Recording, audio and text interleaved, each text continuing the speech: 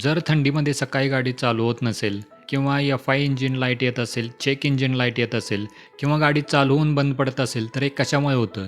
हे होतं बॅटरीमुळे. ज्यावेळी आपण कोल्ड स्टार्ट करताना एक पाठोपाठ एक बॅटरीचं स्टार्ट मारत जातो, त्यावेळी बॅटरीची व्होल्टेज कमी होत जातं. त्याची रिचार्ज कपॅसिटी पण ठरलेली असते. 9 व्होल्टच्या खाली जर बॅटरी गेली, तर ती परत रिचार्ज होऊ शकत नाही. त्यामुळे गाडी तुमची चालू होऊ शकत नाही. बॅटरी रिचार्ज करावी लागते किंवा रिप्लेसच करावी लागते. दुसरा प्रॉब्लेम म्हणजे थ्रॉटल बॉडीमध्ये प्रॉब्लेम असेल किंवा थ्रॉटल बॉडीचा सेन्सर खराब झाला असेल, तर त्याच्यामुळे पण ही एरर येऊ शकते. यासाठी आपण तो सेन्सर क्लीन करून घेतला पाहिजे किंवा वाटल्यास रिप्लेसच करावा लागतो.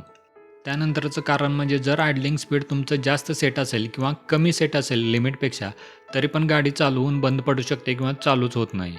पुढचा मुद्दा आहे तो म्हणजे लो मेंटेनन्स. जर इंजिन ऑइल खराब झाला असेल, बराच काळ बदललं गेलं नसेल, एअर फिल्टरमध्ये धूळ भरपूर साठली असेल किंवा स्पार्क प्लग खराब झाला असेल, तरी पण ही एरर येऊ शकते.